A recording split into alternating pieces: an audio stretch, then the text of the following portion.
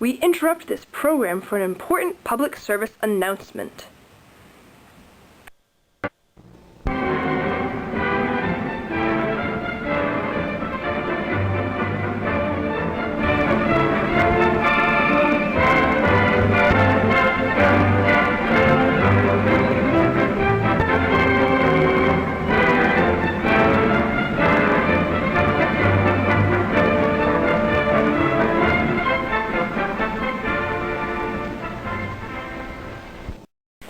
Meet Michael. Say hi, Michael. Michael is a senior in high school. He has worked hard throughout his high school career and has his whole life ahead of him. But wait, what's that? It seems as though Michael is being offered an illegal substance by one of his friends.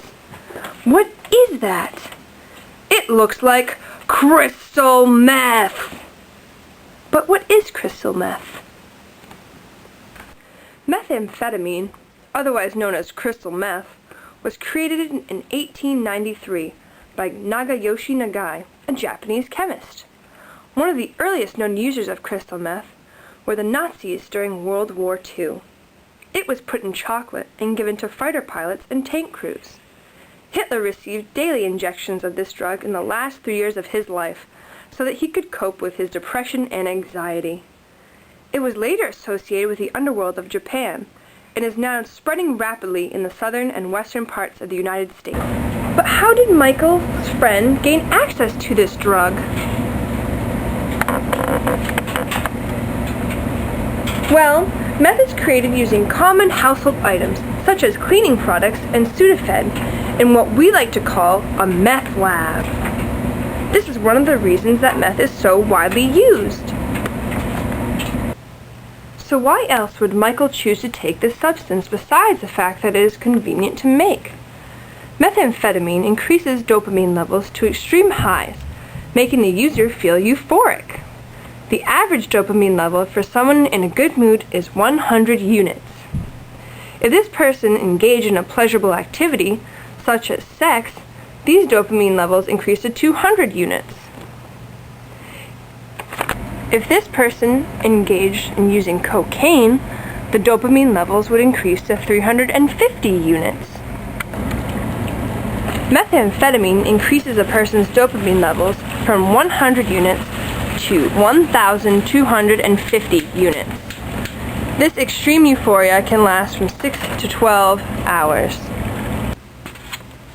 Now, Michael, you might be thinking, what are the downsides to this? Well, pay close attention because you're about to find out. First of all, meth destroys the dopamine receptors in your brain, making you unable to feel pleasure without using the drug, and it can possibly make you suicidal.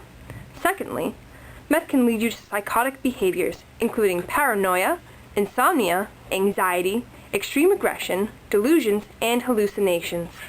One of the most common hallucinations associated with meth is thinking that you have bugs crawling under your skin. This leads to the user obsessively picking at his or her skin, creating body sores and facial scarring. Acne also appears and takes longer to heal because meth destroys tissues and blood vessels, making it harder for the body to repair itself.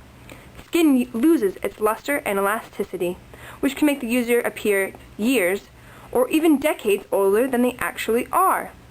Another downside of meth is something known as meth mouth. Because crystal meth dries out the salivary glands in the mouth, mouth acids eat away at tooth enamel, causing cavities. Teeth are further damaged when the user obsessively grinds their teeth, binge on sugary foods and drinks, and do not brush their teeth for extended periods of time. Meth also leads to an increased sexual appetite and lowered inhibitions, which create sexual promiscuity and the potential to contract HIV or other STDs. The lab in which meth is created also have the potential to explode and can kill not only people residing in the home, but also the people in surrounding homes. Lastly, meth increases heart rate, lowers resistance to illness, causes liver damage and convulsions, rising body temperature, which leads to brain damage, stroke, and even death. Now, Michael, do you really think that all these risks are worth taking meth? think so. You stay on the straight and narrow path of the hard-working American citizen, and we'll catch up with you later.